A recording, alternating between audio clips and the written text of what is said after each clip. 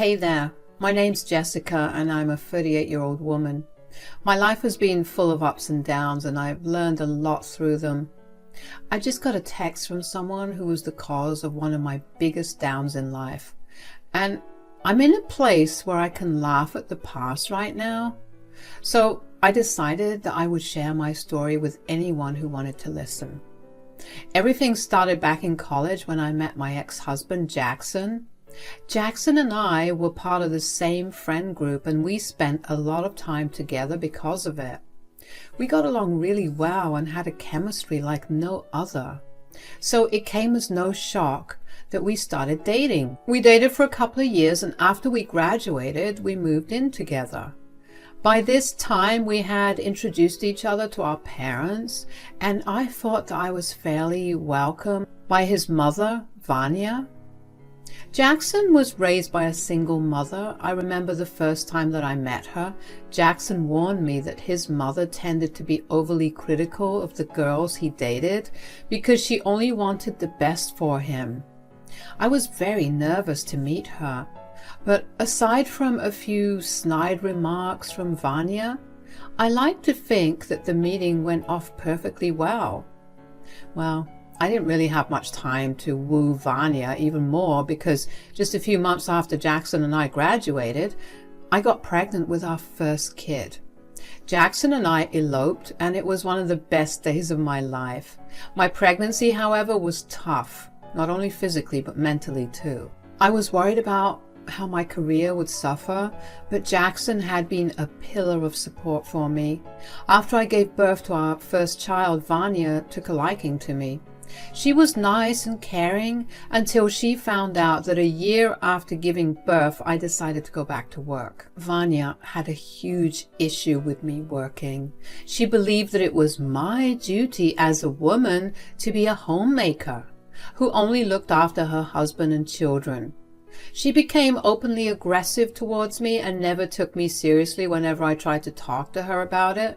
I tried to get Jackson to talk to Vanya on my behalf as well, but he never took me seriously. Eventually, I learned to just live with the rude remarks and comments. That was until about 4 years after the birth of our first child, I got pregnant with our second child. I had to quit my job once again, and Vanya became nice to me all over again. I knew that Vanya's niceness was only because I was becoming her ideal type of wife. But at the same time, I was grateful to have her off my back. Like the time before, I went back to work after a year after giving birth, and Vanya went right back to being a jerk to me. Only it got way worse because she thought I was being neglectful of 2 children and my husband. Keep in mind that I never actually neglected them. I took care of them and worked. When I was working, I dropped them off at a good daycare. Anyway, after things settled down on my next birthday, I decided to host a birthday dinner because it had been a while since I got to celebrate my birthday. I invited a few friends and family, including Vanya and Jackson, and I decided to go a little crazy with the celebration. We had planned a 4-course meal and had live entertainment. Halfway through the party, I happened to see Vanya pull Jackson aside to the balcony. Now, I know I shouldn't have gone closer to eavesdropping, but there was a feeling in my gut telling me to listen in. So I blended in with the guests and made my way over to where they were having their conversation. "Hey, honey, can I talk to you for a second?" "Yeah, of course, Mom. Is everything okay? If this is about the hors d'oeuvre, then don't worry. I made sure that we got some vegetarian options for you." No, it's not about that, although I am grateful that you got them." "Of course. It's Jessica's birthday and she wanted to make sure that everyone that's invited gets to eat." "Well, I wanted to talk to you about Jessica." "Oh, what about her?" "I don't know how to tell you this exactly, but..." "Don't be scared, just tell me." "She's cheating on you." "What?" "I know. It came as a big shock to me too. And I just wanted to tell you because I didn't think it was right for me to hide something so big from you." How do you even know that she is? Hasn't she been a little too absent recently? Sure, but she just picked up extra shifts to cover for all of our bills and expenses. Did she really? Or is that just a ruse for her to cheat on you? I mean, she has been bringing in more money, so I don't think so. Sweetie, hasn't she been working at the same company for a long while now? Don't you think she must have just got a promotion? Why would she need to pick up extra shifts? Besides, you two make a good amount of money together. There's no real need for the extra income. You're not wrong. I mean, she has been weirdly distant emotionally as well.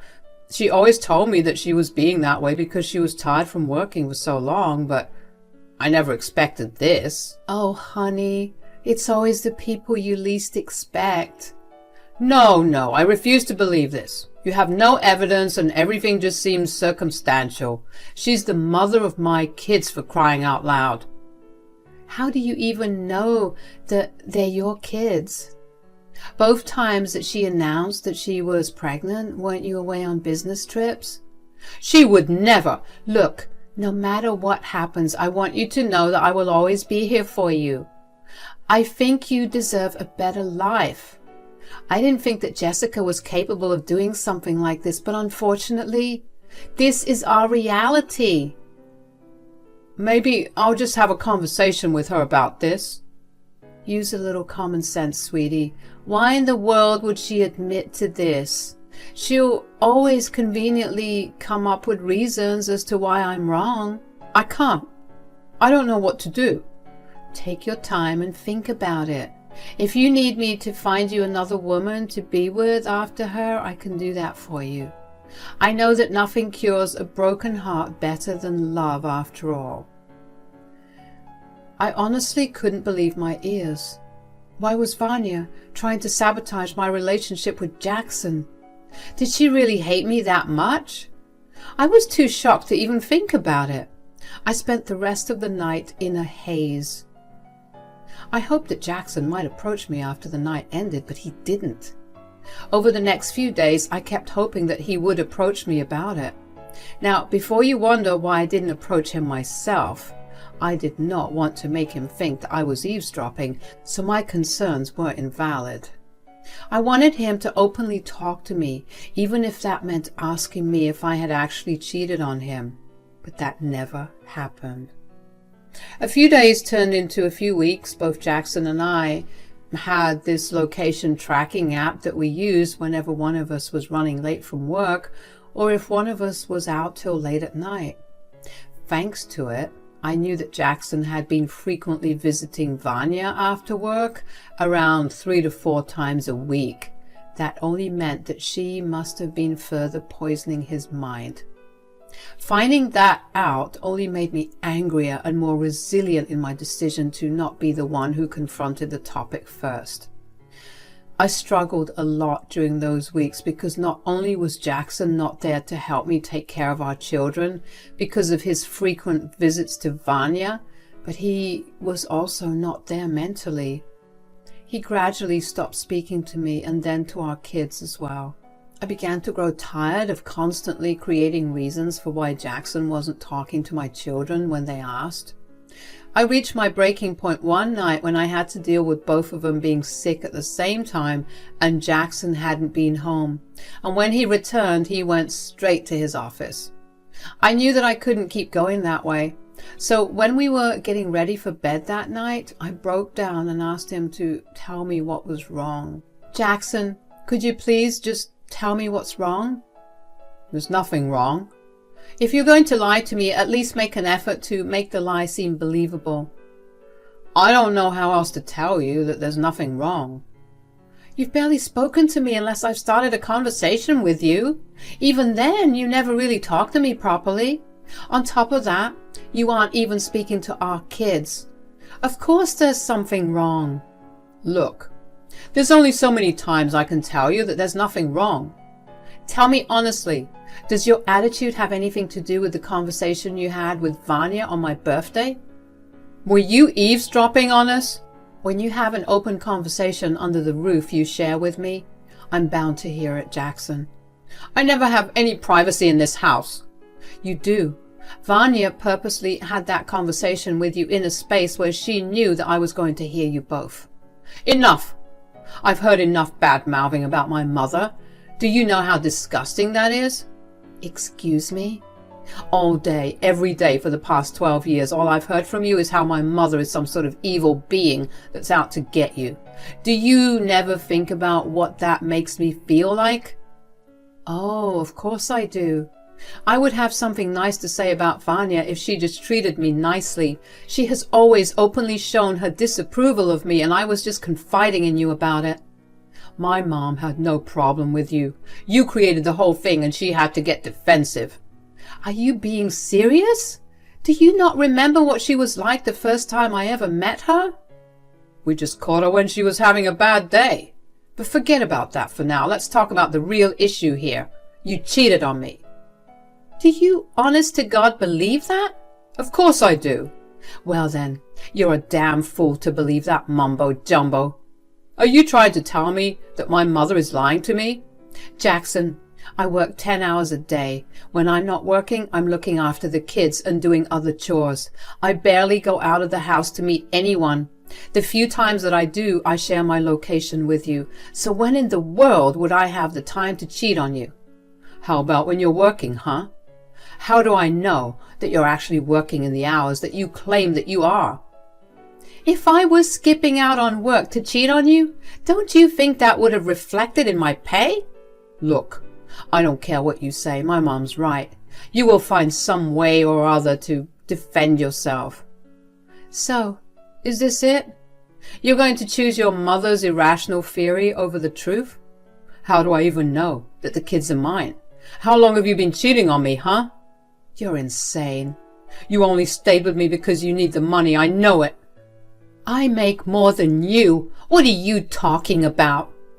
I don't want to deal with you anymore. This conversation has shown me enough. I'm leaving. Leaving? What about the kids? You can't just leave us. See if I care. Keep your children to yourself. Goodbye. I think I became numb somewhere in the middle of the conversation, because once it was done, I only hazily remembered Jackson getting out of bed and grabbing his getaway suitcase. I didn't even react. I just watched him walk out of our life. I lay down in my bed and just stared at the ceiling until I eventually fell asleep. The next morning I woke up and I hoped and prayed that the previous night had only been some sort of fevered dream, but that was not the case, as even after the day ended, Jackson never came back home. I tried to contact him, but I quickly realized that he had blocked my number on all my social media accounts. The next few weeks passed by in a haze. I don't really remember how I even got through them. I didn't tell anyone about it until I was served with divorce papers from Jackson. I think that was when I truly broke down. At that point, I reached out for help.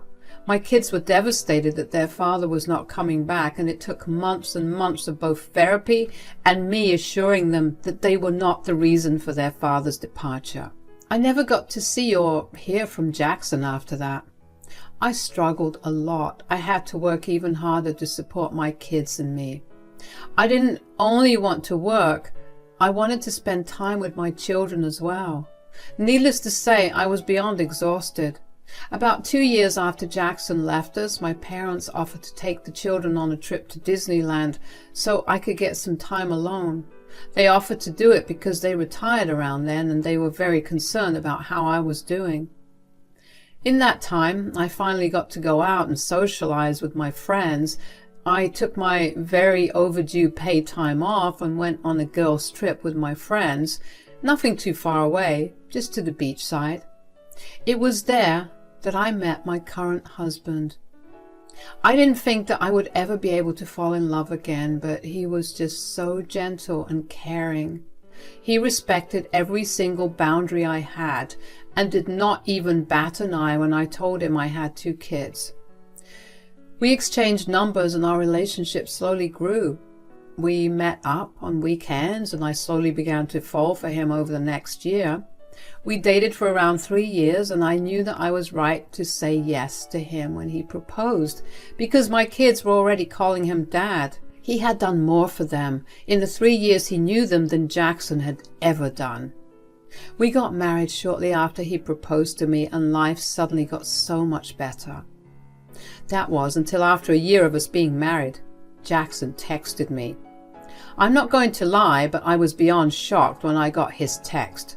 Suddenly I was flooded with memories of the past, but my husband encouraged me to see what the text was about.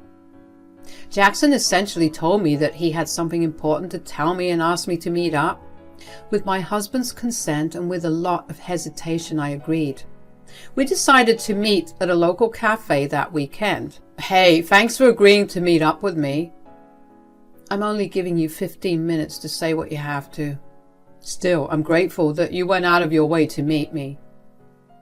Don't be too happy about it. I happen to be grocery shopping, which is why I said okay to this. Don't waste your time trying to be nice right now. Okay, look. Mom and I went out to drink the other day and she confessed something to me. I'm happy for you. What does this have to do with me? Well, she told me that she lied about you cheating on me, that she just wanted you out of the way, which is why she made all that up.